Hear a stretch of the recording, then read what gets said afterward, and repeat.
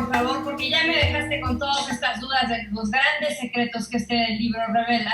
Y bueno, esto más que un secreto, digamos que es poner como en orden de verdad lo que dijo Jesús. En estos términos de los secretos, cuéntamelos, Kenneth.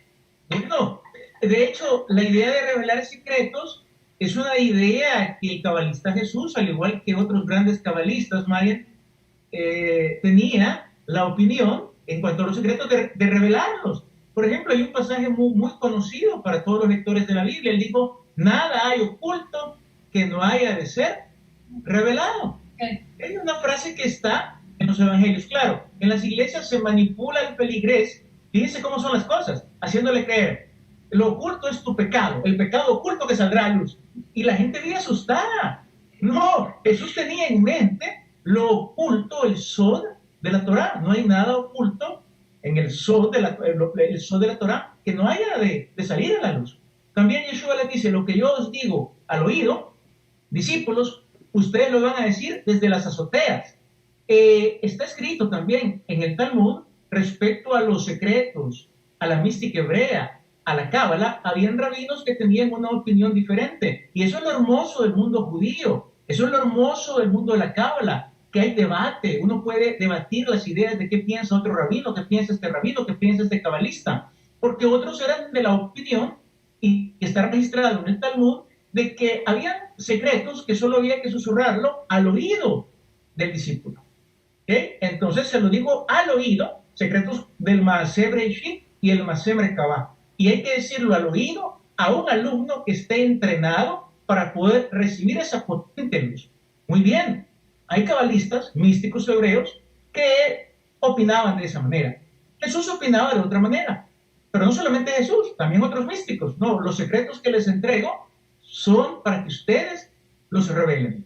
De hecho, la función de un cabalista es revelar la mayor cantidad de secretos posibles. Eso se encuentra en un libro llamado El Maaseh Bereshit, muy recomendado. La función de todo cabalista es revelar la mayor cantidad de secretos. Eso está en línea con Jesús de Nazaret. Entonces nos damos cuenta, volvemos otra vez, María, que el mundo entero, y no es porque seamos nosotros grandes sabios de Torah, no. De hecho, en Cábala sabemos que es con lo pequeño que Dios hace cosas grandes. Con lo oculto, volvemos a lo oculto, con lo oculto que Dios puede hacer cosas grandes. Creemos que con esta revelación de secretos, creemos que se van a abrir muchos ojos. Los dogmas van a caer y el poder institucional, romano, cristiano, evangélico, vendrá para abajo. No nos emociona que se caigan estas cosas. Es decir, no estamos contentos porque alguien más, digamos, su dogma se le va a destruir. Lo que nos emociona es que las personas entrarán a ese nivel de poder subir, crecer, elevar sus niveles de conciencia y poder ser realmente felices, porque la Cábala nos abre la posibilidad de ascender al infinito a través del estudio. Y aquí se acabó el aburrimiento, ya nunca van a haber días malos, nunca van a haber días grises, ya nunca va a haber depresión. Es decir, si hay, serán los mundos inferiores, el mundo inferior, pero uno está tan elevado en su conciencia que puede saber, bueno, ese es el mundo inferior, pero yo seguiré trabajando por mi tikkun personal y también por el tikkun olam. Pero definitivamente revelar secretos, Marian, es la labor que todo cabalista lleva a cabo. Y en este caso el gran secreto sería que la rectificación, lograr la rectificación, que además es una tarea, yo creo que no, de que ya me rectifiqué y ya, es una tarea constante. ¿Ese es el reino de los cielos? Claro que sí, de hecho por eso también Jesús fue muy malentendido en su época y sigue siendo ahora, cuando él decía el reino de los cielos se ha acercado, y ya casi a los últimos días de su vida, los discípulos le preguntaron, hoy sí vas a instaurar el reino, hoy sí nos puedes poner al lado derecho, izquierdo de ti, y Jesús dice que no han entendido, ¿verdad? Precisamente cuando nosotros rectificamos es que podemos traer el reino de los cielos. No tenemos que esperar morir en un sentido, no tenemos que esperar grandes cosas. Es que nosotros, cuando comenzamos a rectificar, cuando comenzamos a encontrar la misión para la cual hemos venido a este mundo, comenzamos a trabajar en ella, es decir, comenzamos a trabajar en ese plan de vida, entonces estamos trayendo el reino con nosotros. Estamos trayendo el reino con nosotros cuando amamos, cuando sentimos al otro unido a mí. Es bien interesante porque realmente en las religiones, y yo creo que esto pasa en todas las religiones, sobre todo en las principales monoteístas, que se abanderan en el nombre del amor, pero en el nombre del amor matan a otro, en nombre del amor juzgan, en nombre del amor, bueno, se hicieron tantas guerras, pero el punto es, queremos hacer una rectificación, queremos traer el reino, no lo puedo hacer si yo estoy odiando al otro. Necesitamos amar, así como Jesús dijo, yo y el Padre uno somos, nosotros podemos ser uno con Él, y si yo soy uno con Dios, ¿cómo voy a ser otro con el otro? Es imposible. El reino viene, el reino se manifiesta cuando todos estamos en esa tarea de rectificar, de amarnos y de hacernos uno. Es decir, llegar a esa conciencia Aleph.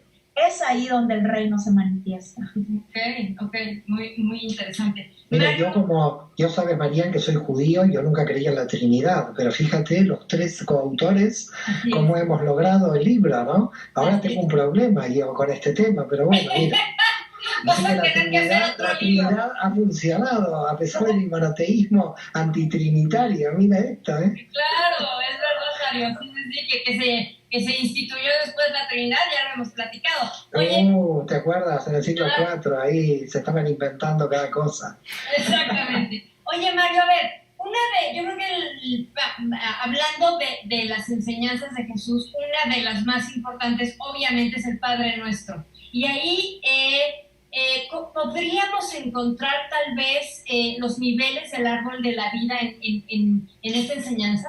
Platícanos. Mira, es curioso, ¿no? Porque imagínate cómo estamos divididos históricamente las religiones, que el cristiano no sabe que los judíos decimos el Padre Nuestro todos los días del perdón, cada vez en el año. Entonces, claro, mucha gente en el cristianismo cree que el Padre Nuestro apareció porque Jesús se le ocurrió, y el Padre Nuestro era una oración judía del siglo I antes de Cristo, de muchos rabinos, que terminó instituida dentro de la liturgia del Día del Perdón, del Yom Kippur.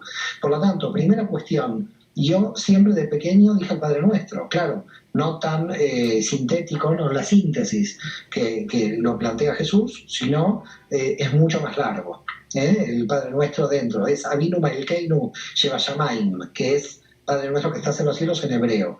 Así que todo judío en todo el mundo dice el Padre Nuestro. Empecemos por aquí. Okay. Es decir, que no es algo que podríamos decir esto es copyright del cristianismo, sino que en realidad los dos estamos diciendo Padre Nuestro. Esto número uno. Queda claro que el Padre Nuestro y todas las liturgias que después los cabalistas analizaron, muchas de las liturgias, son elevaciones de nivel de conciencia, liturgias donde están los nombres de Dios, las vocalizaciones de los nombres de Dios. Y por otra parte también, te diría, Marian, que aquí hay un tema, bueno, no ha surgido, no aparece en el libro, pero está también para destacar, es que a veces las traducciones son complicadas. No lo digo por el tema, lo digo, por ejemplo, cuando un cristiano está leyendo en el Nuevo Testamento Señor, ¿no? Mi Señor o el Señor. Es curioso, ¿sabes que en el Nuevo Testamento el Yud Hei Vav Hei no aparece el sagrado nombre de Dios? Claro, los judíos que seguían a Yoshua eran tan observantes que no decían el nombre de Dios en vano. Así que el nombre de Dios no aparece en el Nuevo Testamento. Lo que sí aparece es el Señor, que es Adonai. Utilizaban el nivel más bajo de revelación que nosotros tenemos, que es en Malhut, el nombre de Dios, que es Adonai.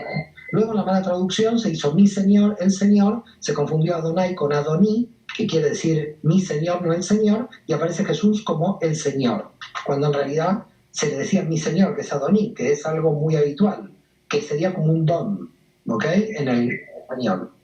Entonces el cristiano confunde, de ahí que también apareció la problemática de la encarnación por confusión, de llevarlo a unigénito, cuando queda claro, y con los coautores estamos totalmente de acuerdo, de la idea de que todos somos hijos de Dios, y que Yeshua se consideraba hijo de Dios en los mismos términos que todos nosotros, como hijo de Dios, solamente después vino la dogmática y lo dogmatizó. Como puedes ver, para realmente hacer un estudio tienes que ser primero muy consciente de que uno no cae en los dogmas, porque uno no se da cuenta por la educación que ha tenido.